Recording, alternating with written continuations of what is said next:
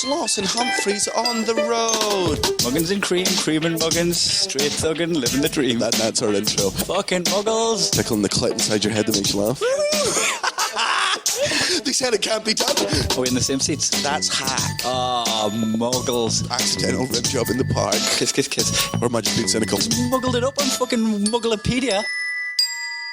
Where have you been since 9/11? Do you need more levels? No. What's up, cunts? The podcast is late. Get over it. It's late. I literally just a second got a Facebook message off Wayne Beanie, who's one of our avid listeners. He's a window cleaner. He paves on me mum. Does he? He can't look that. I looks at my mum and she's getting changed in that. Jokes on me. So what does he want when he's looking at me mum? Me and his ears. So he's just literally Facebooked us going, where's the podcast? So I sent him a selfie of us doing the podcast. Yeah. It's late because Tuesday night we were basically too drunk to do anything, and then yesterday we were travelling down to London because tonight we are in Southend or some shit, and right now I'm still in bed. Yeah, you're on the sofa bed at Natalie's house. Nice. I've just took Natalie to work so we can steal her car for the gig, and fuck me, mate, I've just been in rush hour traffic in London. Fun? She works like 7 miles from her house, which if that was in Blythe, that would be 7 minutes. Yeah.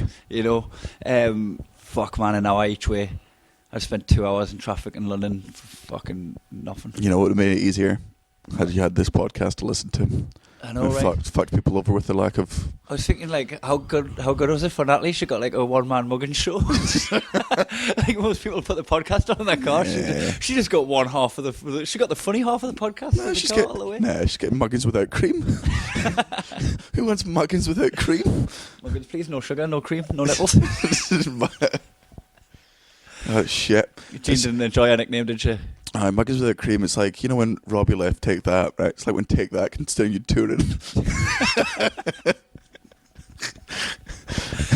And that's the only reference to pop culture I have of people leaving bands. Oh, one of the One Direction ones left, didn't he?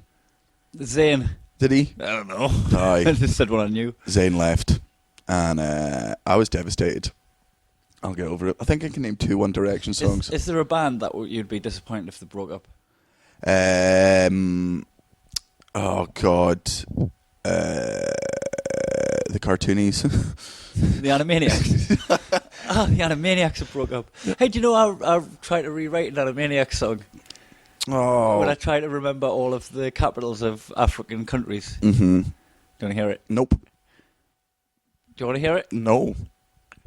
Say yes. No, you're going to do it anyway. Algeria has Algiers and Angola has Luanda. Rwanda has a capital called Kigali. There's Lusaka and Gambia and Windhoek and Nambia and Harriet is in the north of Zimbabwe. Togo has Lomé and then we go to Libreville, Gabon and Yaoundé, Cameroon. I think I'm forgetting the rest. I hope so. I sincerely hope so. Fucking good though, wasn't it? Define good. Very clever, intelligent, articulate, tuneful. Articulate. You think what you just did was articulate? I articulated. Yeah. The Our listeners in Australia think you just had a stroke. Like, that's what they. What do they know? Yeah. I'm having a nice time. Just genuinely awful. So we're nearing the end of the tour, finally, and We've got 2 days left. I know. We've got 3. I don't want that to sound like I'm. You know, when people go, it's always that thing when you're on tour. It's very hard to complain because you're like, I want it to be over, and you're like, oh, you're not enjoying the gigs. You go, no, I am, but you've got to understand that's 10% of the tour.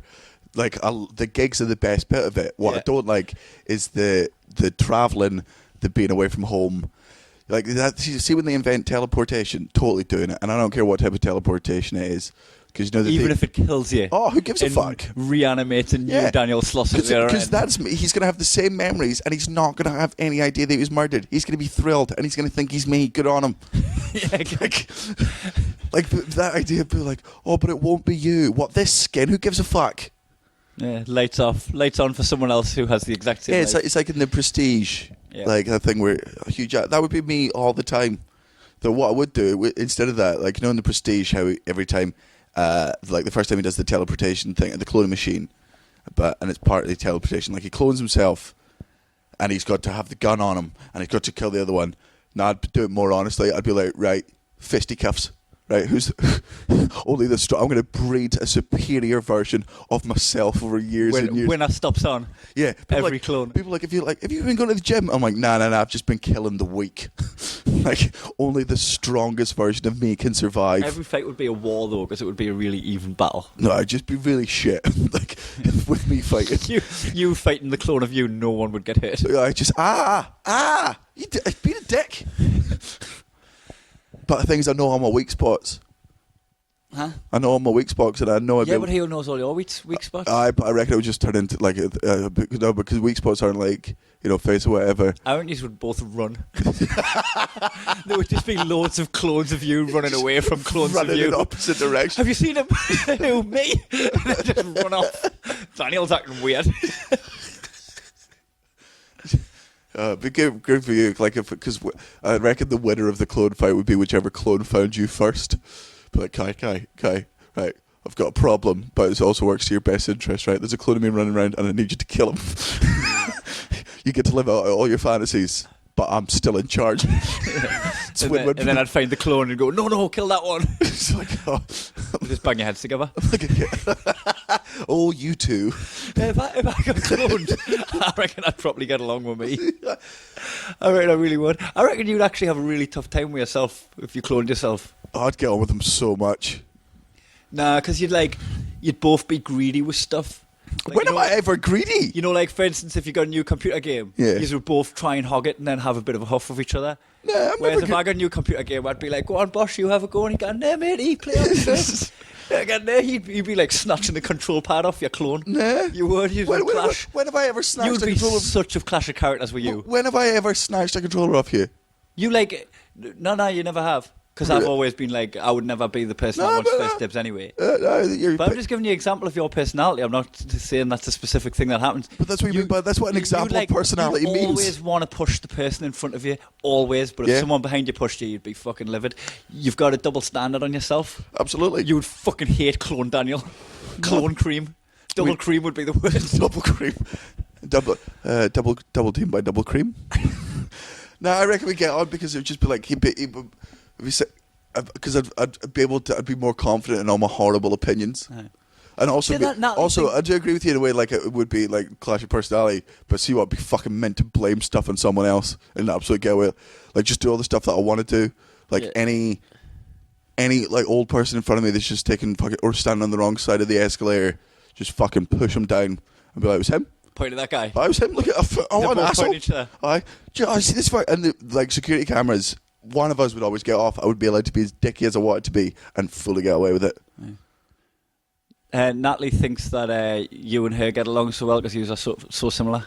You both really love me. Dead sexy. I think the reason me and Natalie get on so well is because we're very good at keeping our sex secrets. Well, you're lying naked in that bed. Yeah. I'm just fully dressed chatting to you. Did you ever wonder why she woke up really tired this morning? I think I was shagging with that last night. Did you shag? A little one? A little training session, the training cock. Practicing for the real thing. Got to get up early in the morning, but we haven't seen each other in a little while. That's the thing, like, I do, as you know and as everyone else probably knows, I do love being single. I think it's great. Don't get me wrong. I've had some good relationships where there's parts of relationships that I really enjoy and stuff. But the thing I like about like being single is the sex is always different and fun. It's always with new people, and you just get to fuck around and try stuff. I just remember back into times in relationships just doing. When you have to spice up your sex life, and I'm not saying this is a muggly thing because I totally understand why you have to do it. Like you want to make sex fucking exciting and whatever, but like I remember one of my ex-girlfriends, she was a lovely person, and I'm a depraved person when it comes to sex. But at that point, I didn't realize it. I remember once, like one of the kinkiest things she wanted to do was like we'd got chocolate like body paint and stuff, right? And the reason we weren't allowed it anymore was for two reasons. Was because one time she pissed me off, and one time I pissed her off with it. The time she pissed me off with it was she was like, she would go to bed, and I was like, yeah. And she's just, I'm just going to do this. She was, I'll help with the dishes. She's like, no, you just go in and get ready. And I'd gone in, and in chocolate I'd just like written like something awful, but in our sense it was just like dinner's ready, and then an arrow pointing to my dick. So you wrote it on your chest? Wrote on my chest, and then a chocolate arrow pointing down. And then she got a phone call off her mum and I fell asleep. You were just there with dinner's ready on your chest. Aye. Chocolate sticky. Fucking woke up with ants on me. Getting carried off. To the queen ant, who's like, oh, it fucking is. Oh, dibs. Dinner is ready. You wake up screaming and sweating. At one point, like, I remember, like I was bored, and there was a knock at the door, and that should have been my first warning. Like, her bedroom door, I'm like, well, she knocked to get in, but I was like, maybe it's a warning for me to get in a sexy position. And I opened the door, and it was her flatmate asking if she could get a ride to uni the next day, and I was like, hey, oh, not for you, sorry. Do you reckon, like, if Domino's Pizza people have ever gone to the wrong door? What, and just walked in on an orgy? Like, no, just been like, oh, dinner's ready, like that thing, like, I've said this is dinner's ready, and it's not her dinner, but I mean, all the signs leaded to her flatmate thinking dinner was ready. She's like, oh, well, I'll have it. If that Domino's going to waste, I'll make good use of it.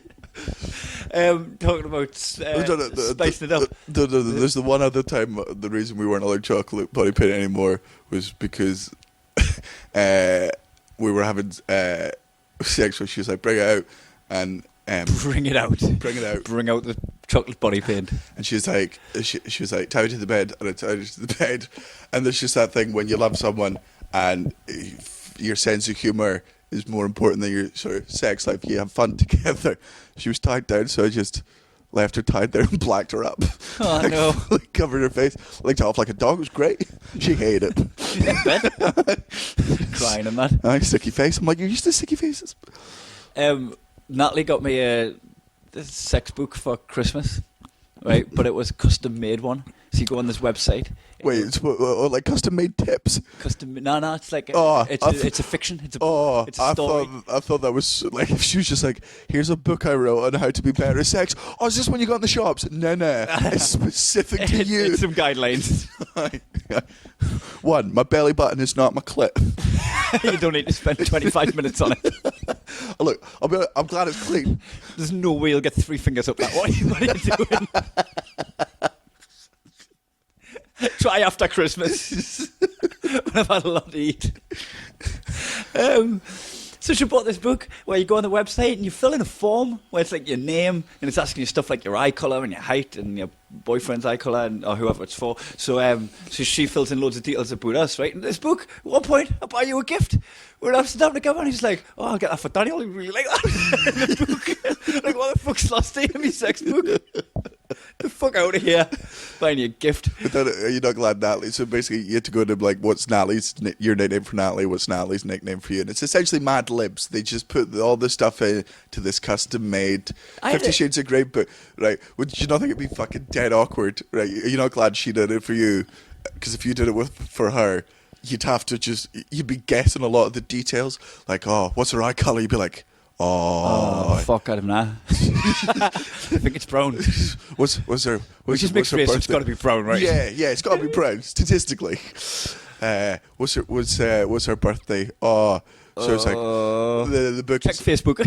It's Natalie's brown, I guess, eyes opened early in the morning on her birthday, sometime in August.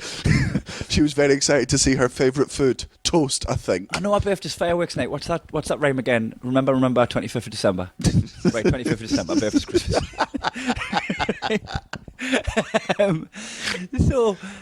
And that's the thing, because you put your like pet names for each other in, but our pet names for each other 30 days aren't cute. So like we're getting down at the throes of passion in this book, and she's like, "Oh, put another finger in, hump dog." Like, how do you like that, Mugs? Finger my box, muggins. What's cream doing here? So this book, you get to choose how many stars of filth it is, right? Oh, aye. So like you can just have it like soft core or whatever, but she just went, let's see what 5 stars is like. Mm-hmm. So there's this one chapter where I'm just having a nice time having sex with my girlfriend. This fucking dude comes in. And bursts in and goes to the bathroom. Across the front of the bed, has a piss. Starts mean mugging us. Oh yeah. So in the book, sticks it up my shit, and I can feel his cock against me cock through the membrane between her So it's in and out. So, but like, it's like your penis is like they're like lovers, but one of them's been arrested, Aye. and they're just putting their hands To the plexiglass. Oh, I miss you so much, boo. She's such a thin membrane, but so close. So my cock ended up being fucking prison lovers. Fucking this black cock in the book through the plexiglass. It was really weird to read this book. Especially because it was handwritten. but by Natalie. It's weird that I quite liked it. I mean, it is, but not in your spectrum of weird. Good books, them though. Fucking, I'm definitely recommend them for Christmas present for your lover. I just buy them for anyone. Get one for your dad. Get one for your dad. Get one for your dad. Don't tell him what it is, because that's the thing. It's not obvious what it is. Like, it just had Amsterdam lessons. Could have just been about smoking weed or something. Oh, it's very different to the lessons we learned in Amsterdam. But let's not talk about any of those. Fucking, you can't take too much mushrooms. Yeah. You can. Andrew Stanley's testament to that. Stanley's a bitch. One thing I'd like to mention as well about, like, you're talking about being single and being in a relationship is you can't, like, you can tell sex stories when you're single and people want to hear them. Yeah, yeah. Like, you can start like, oh, and then she come back and then we've done this and I touched her there and then I was like, I touched her goal and then she went to the bathroom. I was like, oh, fuck, I'm in here. I'm sorry, are you sex stories? Oh, and then I touched her there. No, but like, every last detail of the story, people want to hear it. Yeah. But nobody wants to hear, like, fuck my bird last night. Oh, let me tell you. Oh, she was dead chuffed. When I got in, we started spooning. And I was like, oh, I think she's going to get to sleep. But then I realised she'd left the lamp on. I was like, she might just want to stay up and have a chat. Start chatting to her. Lo and behold, she turned around and started kissing us. I was like, I'm on a promise. It's not even my birthday. Nobody wants to hear the sex stories we have, babe. It's the thing, like, because I think sex stories are absolutely fucking hilarious sometimes, and also sometimes, it's, like, they make you laugh for the incidents, and a lot of time it is, fun in that. I think men have this thing of being like, oh, I don't want to tell too many sex stories, as if women don't swap. I mean, I reckon they tell them in very, very different ways. But I refuse to believe for a second that women don't. So, if something bad happens during sex, like, for example, right, my ex-girlfriend, one of the nice ones, right, first time we had sex, I properly, and like a fucking nerd, just halfway through, had the biggest nosebleed on her face, right? Did you? Was right, it was in the dark, so we're just like, we're fucking making out loads, right? Before you start drooling on her, just slobbering like a rabid dog. She didn't look. Don't get me wrong. Look, I love a snog, right? I love a fucking wet snog, a passionate one.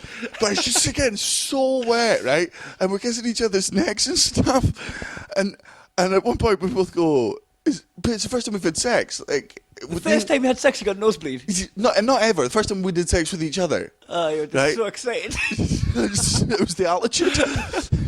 I was getting really annoyed because I'm like, seeing blood leave my nose. I'm like, what are you doing? I need you down there. I need every available trip to keep that fucking monster up. Turn the lights on afterwards. And I swear, both of us just look at each other in horror. And the first thing we both think is like, period. Right? That's covering your face. Yeah, covering our face. And then we do the thing, we're like, it's not from the, and then there was a period where we both looked around as if someone else had come in and just bled on us while we were having, who did this? Who's the phantom bleeder? Where is he? Who's the prankster? Looking under the bed for me. Come on, Muggins. I know what you're like. This isn't Carrie. I'm not on my prom. Oh man, honestly, I swear to God, because there was one point she pushed my face to make me kiss her neck, and it meant that she had all the blood in her hands. And at one point, like, she put her hand on my face or something, and it looked like fucking, in Lord of the Rings when Saruman puts the white paint on all the Uruk-hais. Yeah. Apparently, I just looked like that, like I'd just been blessed by the white wizard, the white jizzard. Gross. Oh, right. That's really sad that you got a nosebleed when you. No, but that's the thing. Like, I obviously went away to my friends, and it was that thing, and because I think a lot of the thing, because we've touched with sex stories, is they go, I don't want you telling that story, and you go, no, I'm not telling the story. I'll never tell a sex story, if like the victim of the punchline is the girl. For me, it's just like the sex is fucking funny, and the reason I knew my ex was a good girl, that sounded creepy as fuck. Good girl. Was like, I was like, oh man, the other day, and then she just showed me an entire WhatsApp fucking message between her and the girls fucking ripping the shit out of me for it. And I was like, yeah, that's the sign of trust. That'll tell all the mates. Right, should we get into Muggle Corner? Yeah, let's do them. Right, for any new listeners to the podcast, you fucking weirdos, Muggles is a derogatory term that me and Kai, and I reckon other people use for just people you see in everyday life who are just a bit muggly. Not common, because that suggests class. Muggles, it's not class. Anyone can be a muggle. You can be rich, poor, black or white. You can be male, female, trans. You can be none. You can be non-conform. You can be fully conformative. But you can still just do muggle things. There's really no... It's just a muggle thing. It is systems and programs that are very commonplace. Yeah. That are muggly. Yeah, just dead fucking dull. You'll get the context when we go for it. I had a great one from someone on Twitter, but I'll do that last because it's infuriated me, and I really want to break it down. So I'll do that one last. So you go first. So I'll start with. Just to clarify, if you do any of these muggly things, you're not a bad person, but if you're guilty of doing that one muggle thing, you do have to stand in the corner for 30 seconds and just think about what an awful fucking muggle you are. So this is one of Twitter, and it's actually. At first I was like, oh, that's a good one, but now I think it's open to discussion, so let's thrash it out on friend anniversaries on Facebook. Oh, I totally think it is, and we both have to stand in the corner for it. Because I think it's muggly, but one thing that crossed my mind was when it flashed up with Ricketts. You've been friends with Craig Adam, who's my friend Ricketts, for 8 years. Obviously, I've been friends with him for fucking a lot longer than 8 years. But what was nice about it is it compiled a bunch of photos of us together, and that's always good to look at. It's good, it's good to look at it, but it is silly to just go, look, we've been friends, like as if you're celebrating it. Yeah, I think when it's muggly is if you shared it for the rest of your friends. Like, I think for you privately, yeah. Like a lot of the time when I have friend anniversaries, I'll screenshot the thing, go directly to their page, and be like, "Have you fucking seen this?" Go, yeah, I'll tag them in it or something. Yeah, like me and Beanie had one a while ago. Our friends on Facebook, and right. How long do you reckon me and Gene have been friends on Facebook? Since the start, 7 years. 8 years. Technically, but our anniversary is only 5 years old. Do you know what that is? Right. Did you block you? No, I had a huff and a deleted her. You unfriended her? 5 years ago, because it was basically this incident. I'll tell you, when I properly fell out with her. It was just before I got my house. Me and Jane had been sort of good mates, but this was the proper start of our best friendship. You had been living together before you got your house, hadn't you? No. During the Fringe. Oh, we'd stayed together during the Fringe. Yeah, that's when me and her became proper friends. Because I'd broken up with one of my girlfriends, I needed a place to stay during the Fringe, and Jean had a fucking living room that she was wanting to let me put an inflatable bed in. Became friends then, proper friends, and but like at the end of that Fringe, right, I'm out in a bar, and one of Jean's friends, who will remain nameless, just a fucking douchebag, was there, and he was like, oh, you're friends with Gene? I was like, yeah. And he's like, oh, we're going to this bar, and I hate the bar they were going to. I'm like, nah, I'm not. I'm all right. He's like, why? I'm like, I just think it's a bit of a shit one. And he was so affronted with it. He was drunk, but he was a bad drunk. Like, that's Gene's excuse. So he took it personally that you didn't like the bar he was going to, even though you just met him? Yeah, right. And he was out with a bunch of his friends, and then because that was a year that I, done a bunch of telly and stuff, like, people always put this ego on me that I don't have. Like, a lot of people like, oh, you think you're better than me? I've literally never said. Don't get me wrong, I think it all the time, but I never say it out loud because I'm a decent human being. And he just got really fucking agitated, and then outside, like, pretended to go and fucking headbutt me. No, I didn't flinch. Like a footballer. Oh, and I was like, he's a fucking... You, like, dive to the ground and grab your head, start rolling around. Ref! And then I went to a different fucking club, and then he turned up and just kept following me around the club and just trying to trip me up. Just followed me around and kept trying to trip me up. And I'm not, as you know, I'm not a massively violent person in real life. In my head, I'm a fucking UFC fighter. But I got to the point I was there with 3 friends, and he tried to trip me up. I was like, oh, right, outside. He's like, why? I was like, I'm gonna kick your fucking head in. He's like, are you gonna bring your friends with you? And I was like, yeah, I am. He's like, it's not a fair fight. I'm like, this isn't about a fair fight. This isn't. It's not a Western. I'm like, It's not a fucking duel, mate. I'm going to use my resources, you tough cunt. Yeah. You're gonna come into my fucking dynamic with my friends and start acting like this. You're gonna get the full fucking wrath of it. Yeah, because the thing is, this isn't a fight about who's the manliest between us. You are a bad person, and the only way I can see to make sure that you don't do this to anyone else is to kick your head in so fucking much that you never act like this in public again. Like, of course I'm going to get my friends to come in and kick your fucking head in. You're a piece of shit, you need to learn a lesson. And he was like, I'm not doing it. I was like, I'll be waiting outside for the rest of the fucking night. I'm standing there because you were getting your fucking head kicked in. And then he texts Jean. Jean turns up, and Jean immediately took his side, which I understand. I get.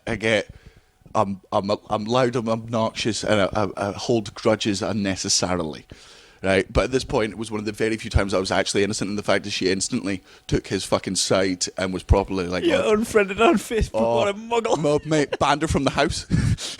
Locked. Said she wasn't around the house. You're not my friend anymore. No. Come and get your books in your own time. No, off the Christmas card list. They're on the step, your books are on the step. So whenever the friend anniversary thing comes up, you better come get them before it starts raining.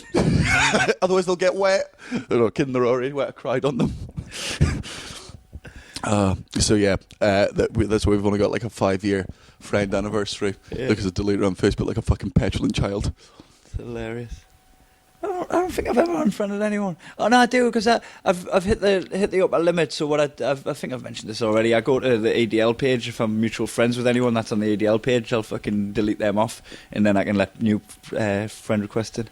But I've never unfriended someone out of like. I mean, I see a lot of people's statuses where I'm just like, oh, I don't need you in my life. But muggles. Muggles just complain about shitty things. So yeah, I think if you share the friendship thing publicly, which we both have to stand in the corner for because it was our. Oh no, I did it on your birthday. That was it. I did that little fucking. Got together 5 of the worst pictures of us. And, but you posted that on my wall. Yeah, but no, it was a public one. But I was doing it ironically to take the piss out of all the people that fucking do that, because I spent the whole time. Yeah, because you did do something like. I was like, to my bae and my soulmate and all that stuff. Yeah. But you know, it even was a parody. Arguably now, even doing things ironically is muggly. Yeah. Just let things go. So yeah, I will agree. If you celebrate French anniversaries, that's the thing. Where like, if I've got a friendship with Ricketts that comes up, you've been 8 years, and then I share it. I'm sharing it to people that couldn't give a fuck about our friendship, that haven't even met Craig and hardly know me, and it's like people in your inner circle. There's probably like 100 people that are going to enjoy that and enjoy them photos, but then you've got the rest of the other 90% of people that are just going to. I'm friends. I'm going to fuck up with this little bitch with a broken arm because of a swan. It's not an anniversary unless you take him out for. It's not an anniversary unless you take him out for dinner. Like, you don't get to fucking say, oh, it's our friendship anniversary. It was the only thing you did, share the post, or did you go out and have a pint? It's the fact of acknowledging a Facebook friend anniversary. Yeah, is the thing. So yeah, totally agree. Because that's a legit thing now with relationships. I find people will have when they got into a relationship on Facebook is when it was official, when it's Facebook official. Oh yeah. I used to do that. Like, it's the day we got. I'm like, no. Like, I think. With relationships, you've both got to agree when you're boyfriend, girlfriend. But I don't. My last 3 girlfriends, I've never changed my relationship status for it. No, just one confident. No. Just in case any other girls were like, "Oh, you got a girlfriend?" I'm like, "Yeah." The biggest cock block in the world advertising. I changed mine on April the 1st. So me and Natalie, like, we talk about when the weekend we met was when we met in Rockness, which was June. But it was the April after when we changed our Facebook status. But we'd done it as a joke on April the 1st before noon. Yeah. So it's like, if I change my mind, I'll just pretend I was joking. Yeah, just which still holds up now. Yeah, it's the biggest April Fool's joke ever. We're not even together. I've got one from Carl Scott. Muggles say afternoon instead of morning when you sleep in or you're late. Yeah. Which is absolutely just like, it's normally something. You have that attitude without saying the words, though. Oh, totally. Oh, no. You have the attitude of like, what time do you call this? Yeah. Which is essentially what it is. If you go afternoon at like 11:30, if you go afternoon when someone's late. Yeah. Like, you don't do that, and you don't say, what time do you call this? But, No. like, you are stood there tapping your watch, your body language. If so, oh, yeah. No, but I wouldn't. Because the thing is, this is like sarcasm. If you're late, I'll fucking stick it to you straight away and be like, you're fucking late. But when it comes to, I think that one is the sort of stuff that your uncle would say if you've all had a family sleepover. And, like, because he wakes up early, and you wake up at, like, 10:30, he's like, afternoon. You're like, oh, shut up, cunt. Like, shut up. No, it's like, even if it was, I mean, I had more fun than you last Your night. breakfast's in the dog. I've never heard that one, but I'm already furious that it's a thing. Like, yeah, I just think it's that low end sarcasm. It falls into that category of just the lowest form of banter physically possible. Just it's in the same vein as good weather for ducks. Oh, as if ducks give a fuck. All right, this duck's egg. Shite weather for people. This. I mean, I'm having a belter. It's a great time, like a water park. What's your next one? That was a quick one. My next one is... Oh, this is something I am so guilty of being a muggle of.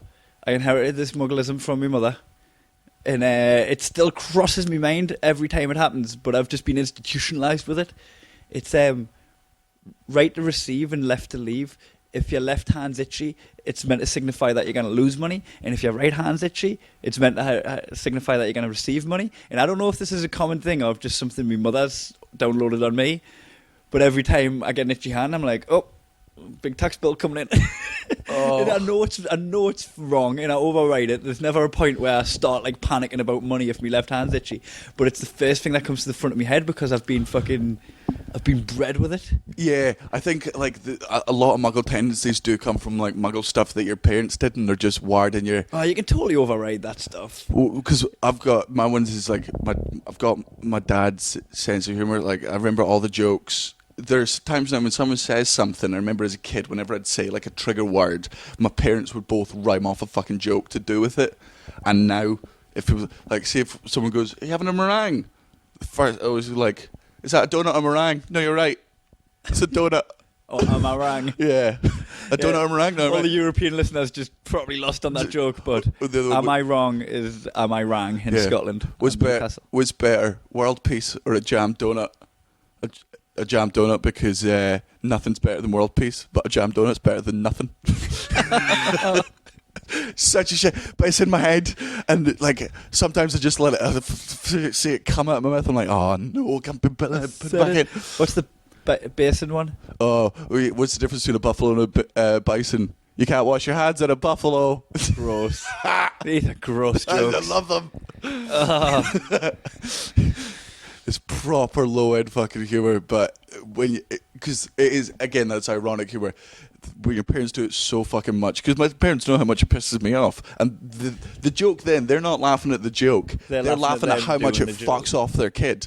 And when I grew up getting more and more annoyed by it, and now me and my parents are in the same nice little group, right, where now it annoys my brothers. So now, for years and years I grew up with this fucking shit crack that used to annoy me, but now that I'm on the other side of it and I get that inner joke, like, every time my mum makes meringue, Matthew will just sit there, my little brother with his head in his hands, like, don't do it. Like, Matthew, Dad, come through, we're about to do it. Dad, no, hang up to Gran, I know she's ill, but come in anyway. Dad, he hangs up. Dad. Is Matthew having a meringue? Oh, I don't know. Is that a donut meringue? Oh, I think you're right. I think it's a donut. It's the worst. That's why I want to be a dad. Like, just... I think, because I asked my parents, like, what's the best thing about being, parents, and they're just like, oh, loads of stuff, but it is finding ways to fuck off your kids is, like, the thing that keeps a bond between, like, parents strong. Because no matter how annoyed they are at each other, kids are always more fucking annoying. And you can just team up behind their backs because kids aren't aware enough to know that you're bitching about them. I want to be a dad just so I can play Lego. But just crossed my mind there, I should just buy some Lego. I'd be your own man. Probably save myself a lot of stress. Just get some Lego, play with it myself. So yeah, that's the thing. Like if my right hand starts itching, I'm like, oh, feeling lucky. I need a wank. So we're from a poor family. My mum's left hand was always itching. Should stop playing with nettles. That left hand. This is one just for me. Like, now I'm gonna precursor this with like, I love, obviously, you're fine with dogs. You don't love them. You don't hate them. They're just. They're like people for me. Yeah, They're like people. I'll judge them on their own merit. Now, I will agree with it in a sense, but I'm like, I love dogs. Like, if there's a dog there, I'll be like, fucking yeah. You can be my best friend for a bit, but I'll always go back to the people. But people that are like, I love animals, like, more than I get on with animals more than I get on with people. And you're like, that is like the biggest roast of your personality possible. Yeah. Like only animals like you. Like, the reason you prefer animals to humans is because dogs can't tell you to fuck off. Because you're utilising the unconditional part of the unconditional love. Yeah. Unconditional love is nice that it's there, but don't use it. Yeah, if that's the only love that you get, you're a bad person. I feel like my parents' love is unconditionally. I don't feel like I test that. Yeah. Don't test it. So if you just love animals because they love you, that means you need the unconditional love because you're not lovable. Yeah. Think about that for a second. Like you stew on it and change. Yeah. You're such a shit person that the only thing that loves you under all circumstances, like, it's the thing that needs you for food. Yeah, the thing that you're keeping alive. My cat just gets me. Right, well. Yeah. It also sleeps where it pisses. I mean, I don't know if it does. Yeah, but so do you. They don't sleep in the litter box, do the cats? No. Nah. I don't know enough about animals to profess to know. I just think that's a bit. So what was the straightforward point? Just if you prefer animals to humans at any point, like, don't get me wrong, you're allowed to love animals. But it's just, you've always said, and it's a point I agree with, which is I'm team human. Oh, like, totally. if it comes to when people bang on about Aintree, when they bang on at the Grand National about the horses getting hurt and the falls, I'm like, oh, it's a dude, all right. Yeah, like, he's got a family and shit. People are gonna cry. Yeah, it's a lot of admin. I understand the vegan counter argument to that, which is like, oh, what? I'm not allowed to care about multiple things, and I'm like, that's the people that get upset by horse racing are also, hate the war in Syria and all that stuff. But it's just, people got mad at me doing the bull run and the photo. I was wearing a Primark t-shirt that a child made. You know what I mean? What about the child slavery? Fuck, picking the wrong battle. But yeah, if you prefer animals to humans, that is a muggly thing. Go sit in the corner and pretend that you're Snow White, but you're not. Because if you sing all the birds are fucking off, you muggle. Also, enjoy spending that $5 on hummus. The fucking $5 hasn't got animal fat in them. Oh god, that's a fucking bitter blow. I do feel sorry for vegans in that situation, and not because they have to do this thing, but I reckon, as always the case, right, there are, I would assume, 80%, if not 90% of vegans could not give less of a shit about, like, they couldn't know whether, like, you fucked me over, but, like, I reckon they're pissed off by the amount of, like, people that are coming out being like, oh, but you can't use the $5, and they're like, no, I can, but they're also pissed off by that 10% of vegans, the ones that are signing the petitions. All these normal vegans, all these rational vegans are just sat there going, you're the reason the world hates us. You're the reason the world fucking hates us. For the love of God, would you just let it go? And as well, I know at least 5 vegans that will have 100% have snorted cocaine through one of those fibers. Yeah. And they're going to be upset that there's animal fat in the fiber. And I'm just like, there's blood on your hands, mate. And blood up your nose. Right. That's why you got a nosebleed on us. What's your final one? Because my last one is a fucking doozy. Right. My last one's tooting the horn. I understand in India, tooting the horn, right? Is they don't have lane discipline. They just let people know they're there so that they don't crash. Meh, right? Tooting your hand here is just like shouting at someone. Oh. But like you're defended by your car, your vehicle. That person's not going to get out of the car because you're tooting the horn. It's because we're like, meh. It's the thing is it's so unspecific. Like, you've got people use your horn. If someone swerves in front of you, like I think you need to do that to stop a collision happening. Yeah. Like, you toot the horn if someone's backing up and you're there. You're like, whoa, I'm here. Meh. Yeah. That's what you toot the horn for. But if someone's being a dick and you're fucking hooting your horn, there's 30 people around you, and I've been in the position as well where I'm just sat there and someone goes, and you're like, I don't know if that was me, and I don't know what I fucking did. It's such an and it's always one. People that do multiple ones get in the corner for fucking life, because it is the equivalent of just if someone in a fucking supermarket like skips a queue in front of you and there's a big queue, and instead of you just going, mate, there's a queue, you just go,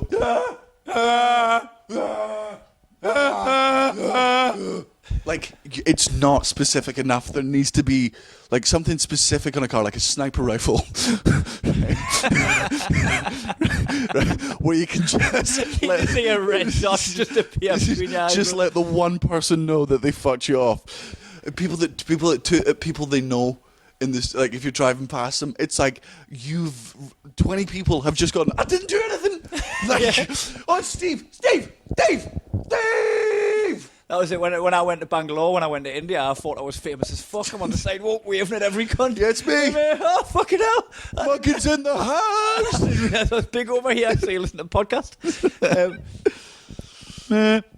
All right, so if you What about, do you reckon anybody's ever getting one of them horns there? Na na na na na na na na na na na, but forgot they've got it. And then they get angry in traffic.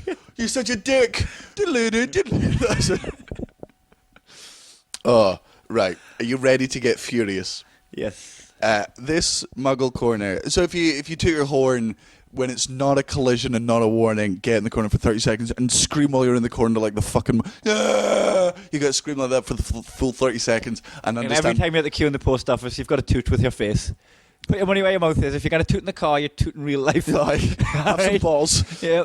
You fucking... Somebody stand to the left on the escalator, get behind them.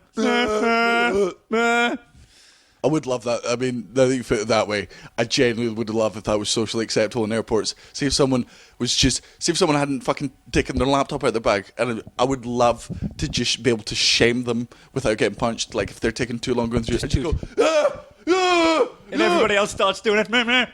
oh, because that the whole queue of people. Because I reckon if you did that in real life, that would stop people being slow. Like see when you're walking through London fucking rush hour, like we were. I would get proper road rage if anyone tooted us in real life. Yeah. If I was like fucking up, I've still got my belt on, and then people started tooting. Oh, that belt would become a deadly weapon. I just turn into fucking street fight. I just started. What's the one?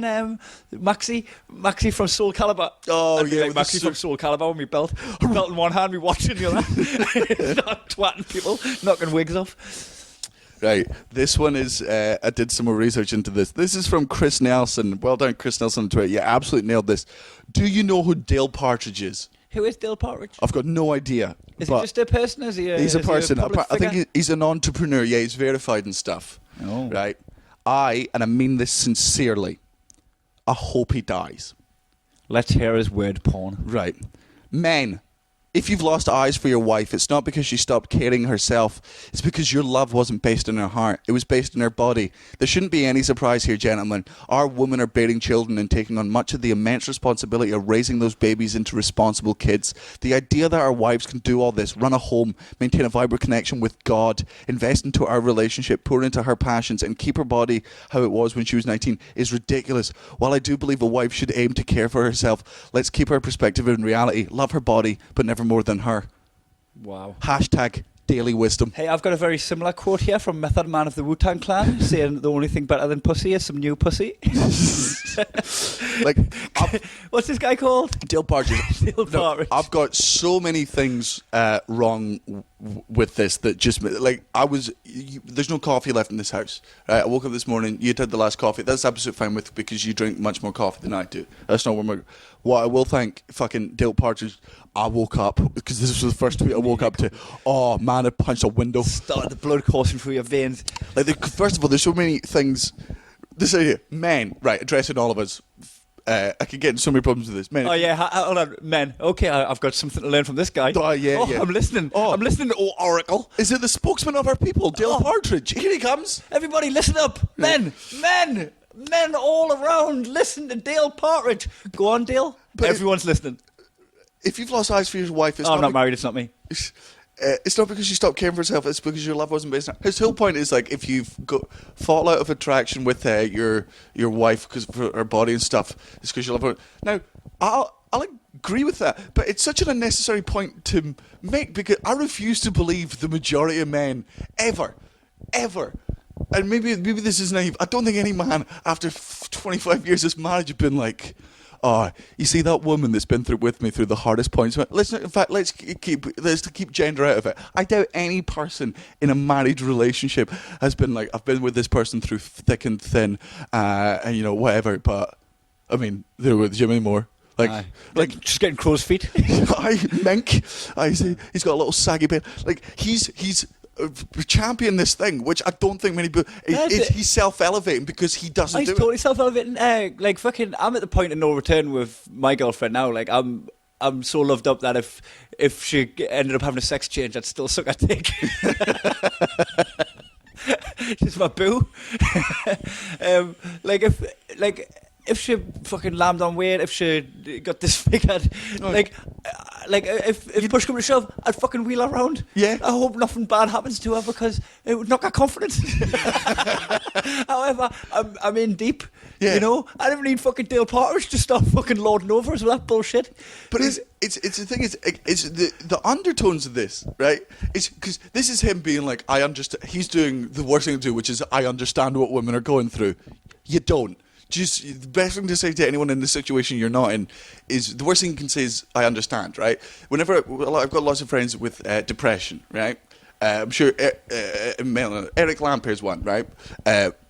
He's absolutely fine, but he gets anxiety. He talks about it on stage, so I'm not throwing him under the bus here. The thing I say to him and everyone else, which is the most helpful thing you can say, it's not even helpful, is I don't understand. Like, that sounds awful, but I do not understand what you're going through. Trying to relate to someone is not... let them... Because I feel so fucking weird, and you go, yeah, I don't understand. I'm here for you. But to say I understand is to, like, belittle their thing, be like, oh, yeah, everyone's going through it. And like, but it doesn't feel that way. His thing there, are women bearing children taking much of the responsibility... The fact that our wives can do this, maintain a vibrant connection with God, jump off a fucking bridge and into a knife, you fucking cunt. Pour in her passions and keep her body when she's trying to get the Trump vote there. Who's expecting their partner to look the exact same way they did when they're 20? Who's that fucking... I'll tell you who. Donald Trump. That's who. He's paying for the fucking plastic surgery to make... And as well, like, you don't want... you want your partner to grow with you anyway. Like, man, I used to do uni gigs when I was like 25, right? When I first started comedy, 25, 26 years old, done uni gigs, and the students at the uni at 18, 19-year-old didn't look that young. I went back and done a uni gig like last year, and fuck, they look like children. Yeah. You know what? I would fucking hate it if you just get old and like become 33 and your beard still looks like 19. You're like, oh, I'm a look like a fucking nonce. Dale Partridge, you're a certified nonce. Oh, I had to go into his Facebook page because that's the thing about my hate. If I hate something, I need to hate it more. Oh, what else have you found out about this douche? Married men is another one of his statuses. I don't care what science says. Strong start. Oh. I don't care what science says. Typical American Christian. God bother her. I don't care what science says about pornography. Looking at porn is planting the seed of adultery in your marriage. It's not okay. It's not healthy. And it's the literal act of not loving the woman you vowed to protect until death. I'm so tired of men saying, it's an addiction. No, buddy. It's a choice. It's a lack of self-control. And it's an attack on your pride. Stop it. Grow up. Heal your real sex life. Restore the realistic expectations of your wife in the bedroom. And bring back the dignity of your marriage. And then, right, I'm not kidding, brackets 1 Corinthians 6:18 through 20. Mate, that's not in the fucking Bible. That's not in the Bible. Corinthians. You go to Corinthians. Oh, Pornhub sucks. Aye. Corinthians. Aye. You know that bit where Jesus said, marry men, I don't care what science says. Back then, there wasn't science. I'm like, Jesus was science. Like, fuck that shit about like, looking at porn behind your partner's back. If you fucking enjoy the porn clip, send her the link. I watch it together. But this is an interesting one for debate because I do feel that too much pornography can be damaging. Like, if you grow up young, if you like watching porn through your fucking 15, 16, like, if that's the first time you see sex, especially as a young man, that can give you unrealistic expectations. Like, you're like, oh, so I always have to come in her face. It's always guy-centered and whatever. Like, I do agree that can be damaging for young kids watching porn. And I do agree that if you watch too much of it, I sometimes go on breaks when I don't watch it anymore because I'm just like... ethical porn. Aye, ethical porn. Aye. Like, the animals are free range. The pay of the women. But this idea, because he's been like, porn, he's like, it's not an addiction. You go, no. For some people, it's not an addiction. Like, in the same way that you can get people that do drugs that are not drug addicts. I do drugs, but I would not consider myself a drug I addict. probably do more drugs than some drug addicts. Yeah, but I probably drink more alcohol than some alcoholics. But it's all about your own boundaries and your own control. Yeah, and it's about when you're fucking doing it. To say porn addiction, I'm not, but there must be people out there who it is just, and it's in their head, and it's this this fantasy that they can't get out of, and it's never going to live up to that. Every time they have sex, because they've got all these preconceptions of what sex should be from what you're watching porn, then they go have sex, and then it's not as good as that because they're not fucking connecting with the person. Fine, but to just be like, no, it's not, is...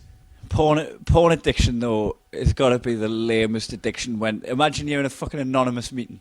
There's people that have like fucking coming off heroin and stuff like that, and you're like, I jack off like 3 times a night. Like, dude, I went cold turkey off brown. You're like, but I like the interracial stuff sometimes. Smash it. Sometimes I get a little bit sore down there. I've got another one. So I feel so far we've annoyed a lot of people. I want people to hate Dale Partridge as much as I do. Please do not fucking, like, if you don't tweet him and shit. Like, there's this whole thing, like, if you...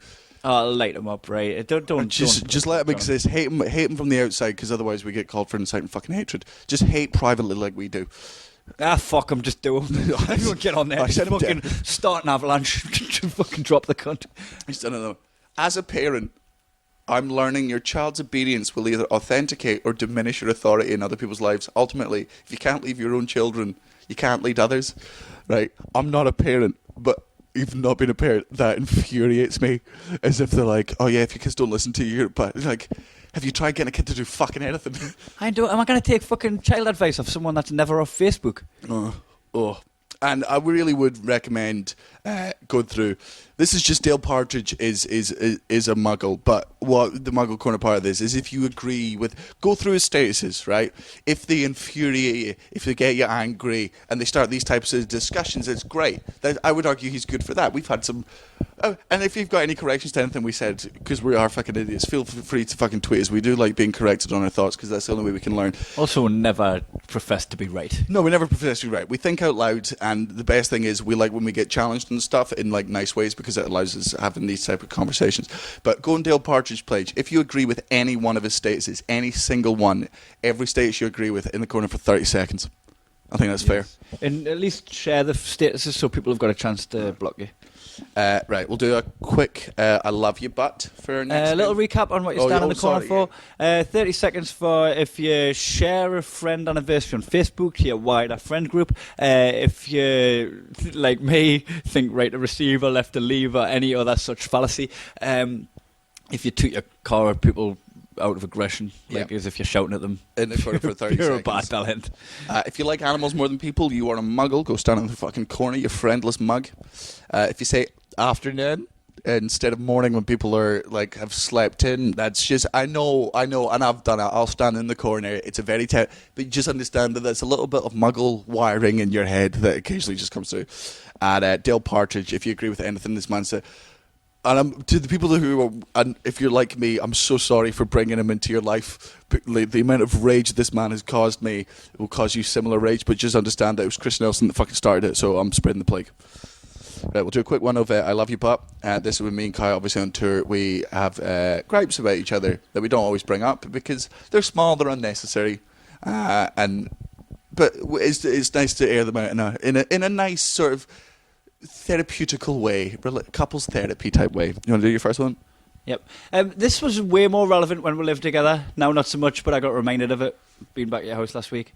I love you, bud. And this goes for you and Jean. If you leave food in the fridge for weeks and sometimes months past its sell-by date, I'm going to make you a slap-up meal with it. You are keeping it away. Let's put it to use. Oh, it's not right. Why the fuck do you let your milk turn into cheese and just leave it there? Because I tour for 3 months. Yeah, but not always. But this is something that I recognised on tour because I saw Jean had done it this week. Oh yeah. There was 2 full bottles of milk of different dates that have both passed. She works 16-hour days. But she bought the new milk, put it in the fridge, and left that. It doesn't matter if you work 16-hour days. That's part of the same transaction of putting the milk in the fridge. Nah. Man, I've got like Natalie does it too sometimes. Not so much since she's lived with Kat. Actually, she's a lot better. But leaving food in the fridge, I just don't get it. It's like having litter in your fridge. But when I come back and I've been away and I've got one time off, the last thing I want to do is clean my fucking house. But you go in the fridge, right, and go, oh, I've got nothing.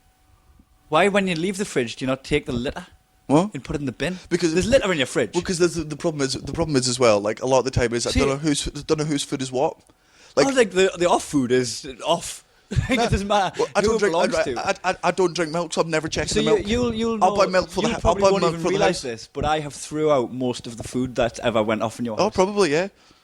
And, I don't let it affect my day. I go in. No, but it would affect your day if I hadn't done it. No, because If I hadn't done it, you wouldn't be able to open your fridge for off food.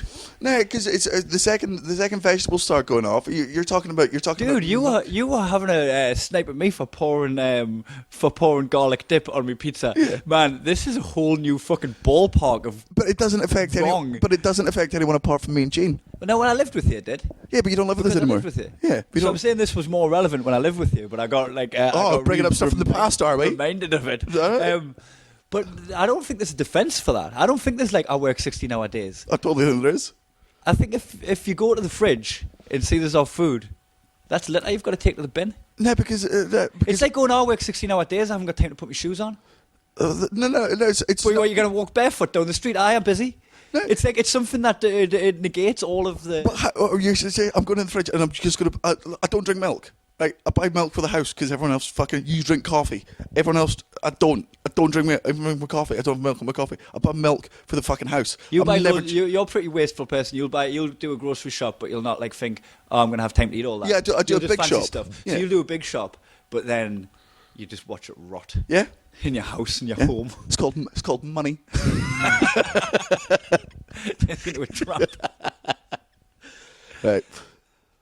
I love you, but if you keep barking at children in airports and trying to hump the wheels of their strollers, I'm going to have to get you spayed. Slander! And I won't let you like peanut butter off my balls anymore. Slander! Is that necessary? Is that other people's kids? There's no way you're licking peanut butter off your balls for that lie. That bullshit. Don't hump the stroller, hump the dad. Not a pervert. Not a criminal. I'm just annoying. I'm just a chancer. Try my luck. Right, what's your next one? I love you, but if you insist on getting a £20 taxi ride when it costs £1.50 for the same bus journey, which is arguably quicker because I have a bus lane, I'm going to talk to the taxi driver just to get him going and then put my headphones on. I'm not. I've got. We've had this discussion a few times. I don't know, like, to get back to your house from the airport, Yeah. right? The tram's a £5, Yeah. right? And there's Wi-Fi on the tram. Yeah, but it Nobody drops talks to me you. a mile up the road. Comfy seat. It's not a mile. It is a Good mile. 300 metres. The Haymarket. No. It drops you off at Murrayfield. Even now that's at It's least a a little bit of kilometre. a walk. You've got your suitcase. Kind of see your point a little bit. But oftentimes you've just got hand luggage. You pay a £5. You don't have to chat to anyone. You don't get stuck in traffic. You get back. And the whole thing about it isn't like, oh, I've got the 300-metre walk at the end. Because arguably you could pop to the shop on that walk. It's on the way. Get yourself some new milk. Right? It's the fact that you think you're bigger than public transport. No, it's not the fact that I think I'm bigger. I just hate it. I think it stemmed from when your pictures got put on the buses.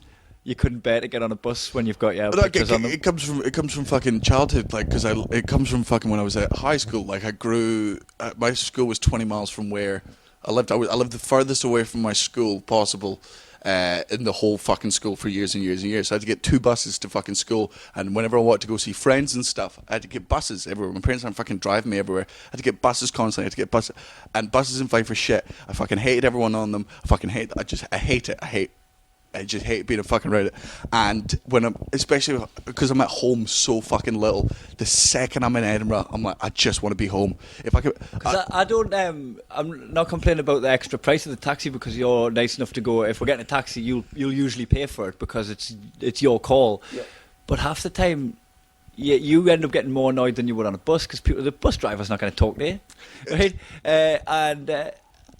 And also, you get stuck in traffic. No, but you're just in traffic with a dude but for 20 quid more than it would have taken to just blast home. Drops me off at my house, drops me off at the fucking front door.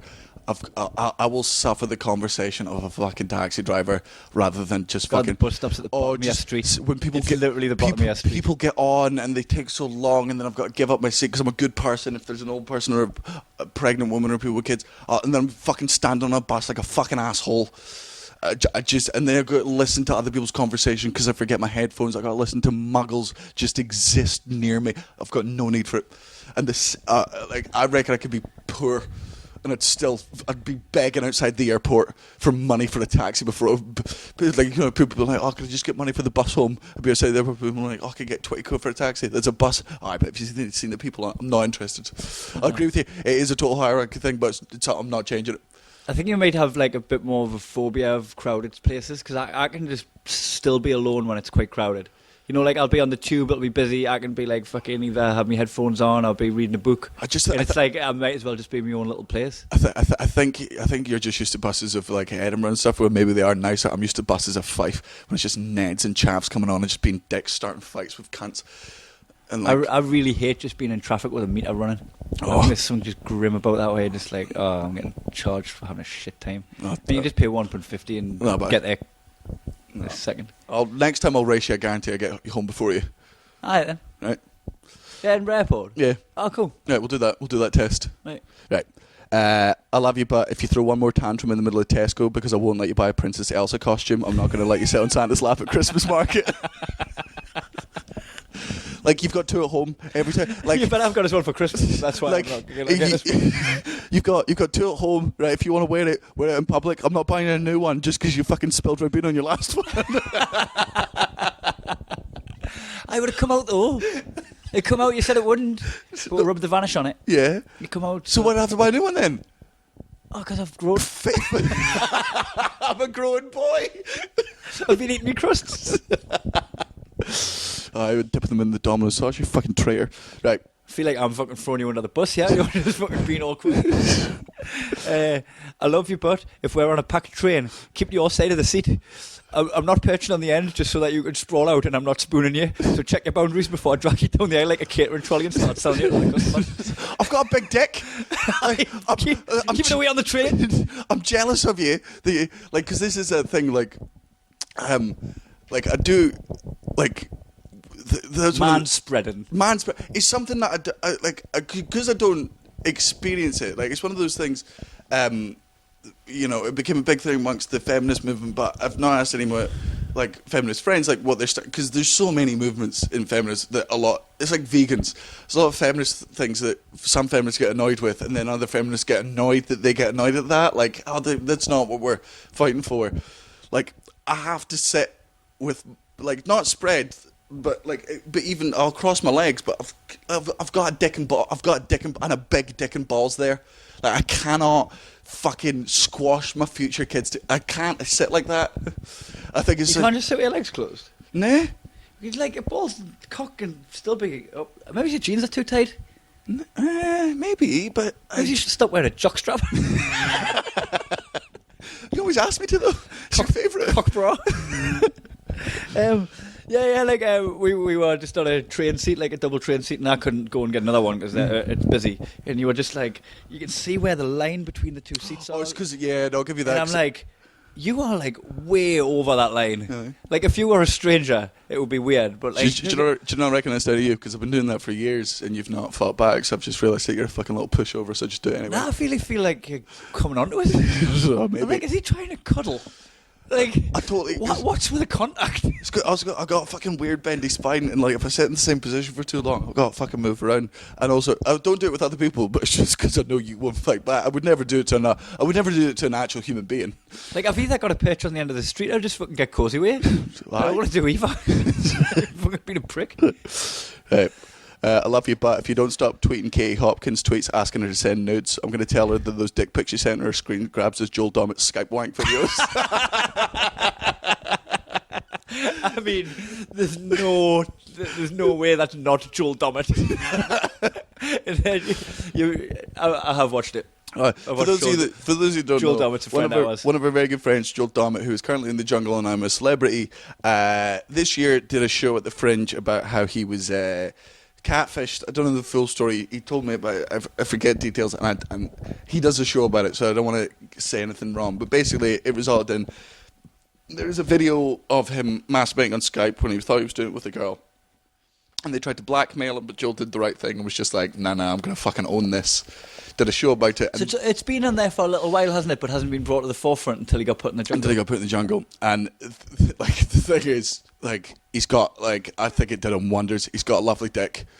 Like, because I've had points where I get, people attempt to catfish me at least once a week, right? Happens a lot on Tinder and Snapchat, just random people add you, put up fake images, and it's very clever some of the times. Like on Instagram, they'll have an entire 3-month back catalogue of photos. They'll have the world. Yeah, created. And then they'll Snapchat you pictures because you can put pictures that aren't live in Snapchat and put a thing over it, and they'll send you them, and they'll. But the chat can be updated. I'm very good at spotting this stuff because it is one of my biggest fears. Is just I don't send those fucking videos anyway, but just to being aware of like what could happen, like the stuff you say they could use against you. I had one girl I was doing a gig in Blythe doing your gig, and this girl was like, "Oh, add me on Messenger." Met her on Tinder, spoke for 2 days. She's like, "Add me on this thing." Properly slow played me, added me on this fucking Messenger thing, and just sent me a photo of her tits, and I was like, "Right." She's like, "Send me a picture of your dick." So I googled big black cock. And sent that. She's like, "That's not you." You typed in B and big black cock come up. Favourites. Oh, it was already open from a previous tab. And so she's like, "That's not you." And I'm like, "That's not you." She's like, "Yeah, it isn't." She sent another photo, and I was like, "Send me a picture with my name written on your boobs." Silence.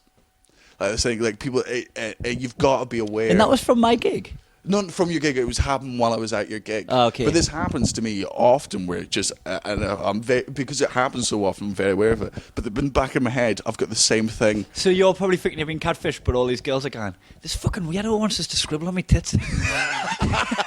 Have you seen this freak? I sent him a picture of my boobs. He's like, "Oh, fucking sign them." What a fucking fetish. What a weird ink fetish. But I reckon I'm in the same boat as Joel Dommett, right? Which is like, let's say one day I do get properly fucking catfished, I fall, right? And for one of the first times in my life, I fucking send through like a fucking video of me wanking, and she's like, "I'm going to release this online." I'll be like, "Fine, do my free PR for me." Like, when people could be like, oh, video Sloss masturbating online, the rumours were true. It as well. I've got a massive dick. Like, what? There's never going to be a photo of, because if you're sending a picture of your dick, there's never going to be a photo that's going to make you look bad, right? Because like I haven't reached the age of 33 without taking a photo of my cock, right? But every time I have, I mean, I haven't got the biggest dick, but on a photo, it looks like I'm staring up at the Empire State Building. You get the fucking angle on it, it looks like fucking I'm being attacked. There's a Chinese couple taking photos outside of it. It looks like my cock's been bitten by a radioactive bigger cock.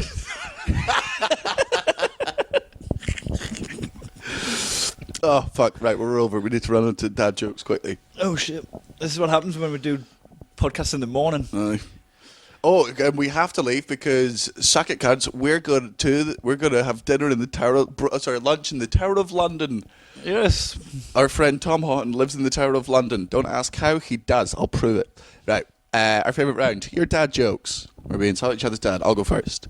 On Christmas Eve, your dad would always tell you to leave Santa out a bounty, a Razzers magazine, and a line of Ket for Rudolph. Your dad slips ants off the garden path with his lips. Your dad tried to do his own henna tattoo with Ribena and a Capri Sun straw. Your dad reads Vogue magazine out loud on the bus while he's driving. On the bus? Oh, I got it. Your dad got his tonsils removed so he could swallow bananas whole. Your dad wrote your granny a step-by-step guide on how to suck eggs. Your dad spills his beer on the table at the pub and sucks it up. Get the ants. Your dad cross-stitched a sign saying, "If you sprinkle when you tinkle, please be sweet," and wipe the seat. And he put it up in the ladies' toilets at work. Your dad howls at the glow-in-the-dark moon sticker on his ceiling. Your dad got arrested for doing Not Touching Can't Get Mad on one of the Queen's Guard outside of Buckingham Palace. But they did get mad. Got arrested. This is fucking bullshit. Your dad's in hospital because he got his dicks trapped in his slinky. Oh. I can't He was trying to enjoy that joke. How horrible that is. He was trying to fuck it down the stairs. Your dad put a lock on the outside of the bathroom door, so when he gets sick of your mum's shit, he can lock it in and have peace and quiet. Your dad eats porridge with his knuckles. Just fucking licks it off, makes eye contact with his other prison mate. Your dad's got carpet burns on his knees and he wears denim shorts to show them off. Your dad's yawns smell like talcum powder, and I don't know why. Your dad waited for hours at the stage door to meet Oxide and Neutrino to get their autographs before he realised he doesn't know what they look like and he probably missed them. Who? Exactly. Oxide and Neutrino, what did they sing again? I don't know who they are. Why are you asking me? Oxide and Neutrino, the song fucking, the garage band. What did they sing? You're no good for me, I can't need nobody. You're no good for me. I've never heard this song in my life. I mean, Your dad loves them. he loves listening to them. We've never seen them. Your dad still uses Kazaa to download Brazilian fart porn. Kazaa? You remember Kazaa? Is that like LimeWire? Napster? Napster? Napster was the No, original? That no. would be the original way you download music? No, LimeWire was way back in the fucking 2000s. That's where you could just download movies and porn. That was where... Like, do you remember you used to give your computer loads of fucking viruses? Oh, you didn't own a computer, you were poor. uTorrent. Kind of like the first version of that. People get LimeWire and Kazaa. Hey, what's your last one? I've got two left. Your dad wasn't on look at a Sofia house fire where several people died, and when the fire brigade showed up, he still went, "Oh, the stripper's here." Your dad has to use a booster seat at the hairdressers. That's why I worry about the jockeys every time the horse is falling in. Like, Dad! Your dad has a file on his desktop where he right-clicks and saves funny photos off Facebook, and he regularly direct emails them to people as attachments. It's funny. Memes? Oh, sending emails of pictures. Oh, back in the day. You know what? Right. I think like people sometimes send us like Facebook funny things on DM. I send you them. If I ever see a funny meme that I know you'll laugh at. You know what? I feel like some people really know my sense of humour, and if they send it, I'm like, oh, this is going to be good. Like, you know, if my mate Matty sends us something, he very rarely does, but if I see something off him, which would probably WhatsApp anyway, but sometimes, like, people that I hardly know, they must think, like, oh, he's a comedian, like, he likes funny. Just any funny thing. And then it'll just be any funny thing. It's He's not just seen something funny, and then they've just sent it to me. And sometimes, like, I've just got, like, junk mail of jokes because funny's my thing. Aye. It's like when you did Rubik's Cube and everyone bought your Rubik's Cube presents. Everyone buys a Rubik's Cube cup, fucking everything. You got that with a dinosaur, didn't you? Oh, fucking... You got a dinosaur. Christmas is coming up, and I reckon I'm going to get at least Dinosaur 5 dinosaur-based presents. Inflatable dinosaur.